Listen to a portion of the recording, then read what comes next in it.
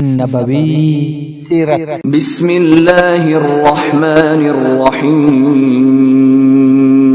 يا أيها الذين آمنوا لا تقدموا بين يدي الله ورسوله واتقوا الله إن الله سميع عليم. د نبوي سیرت پنځم درس د کعبې د ساتنې الهي معجزه.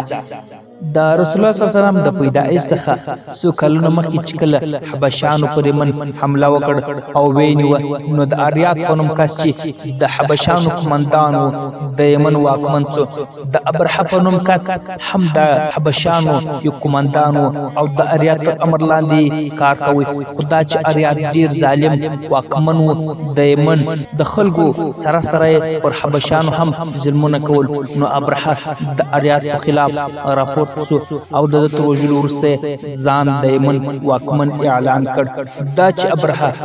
دغه کار د حبشي د لوی مشر نجاشي به اجازه کړی و،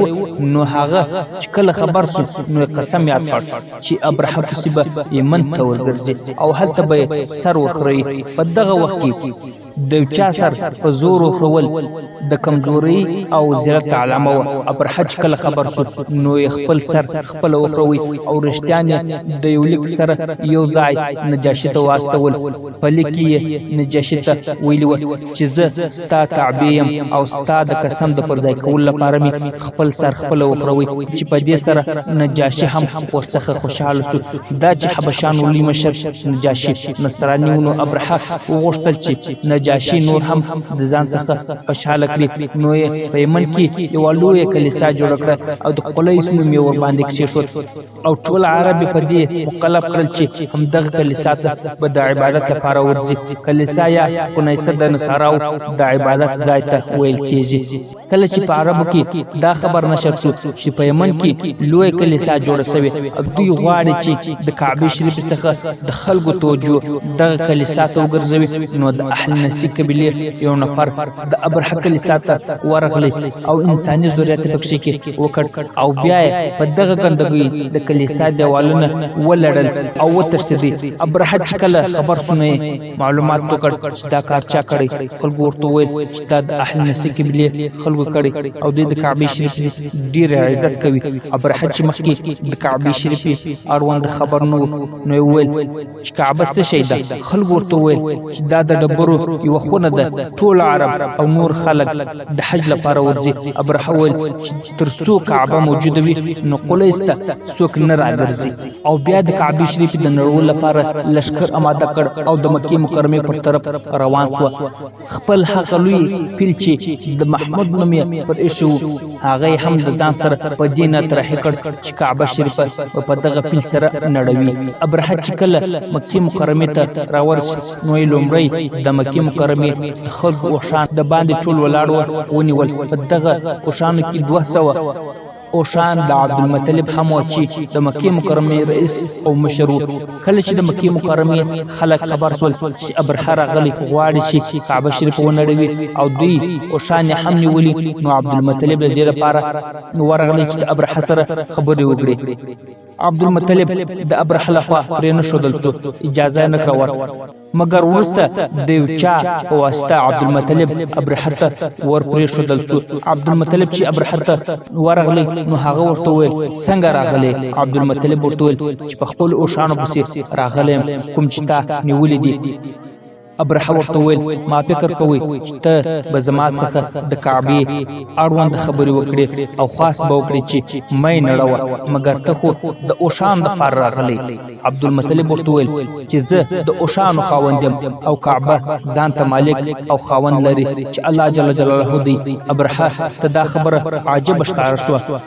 او امر یې وکړ چې د قریشو اوښان ورکړئ. عبدالمطلب ته یې وویل چې موږ ستا او ستا د قوم سره هېڅ کار نه لرو او نه هم ستاسو سره جنګ کوو. موږ راغلي یو چې فقط کعبه شریفه ونړوو، او که تاسو غواړئ چې په امن کې سئ نو ټول قوم دې د مکې څخه د باندې وباسه چې موږ د کعبې د نړولو وروسته ولاړ شو بیا بېرته راسي.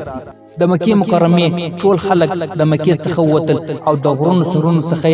د ابرحه لښکر ننداره کړل چې آیا کعبه به ونړوي که یا د ابرحه لښکر د کعبې شریفې د نړولو په نیت وروان دی تر څو چې د مزدلفې تېر شول او د دوی لوی پیل چې محمود یې ورته وایه زنګنونه قط سوه او پر مځکه پرېوت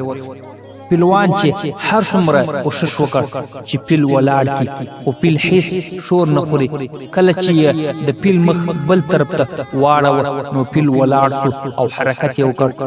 د پیل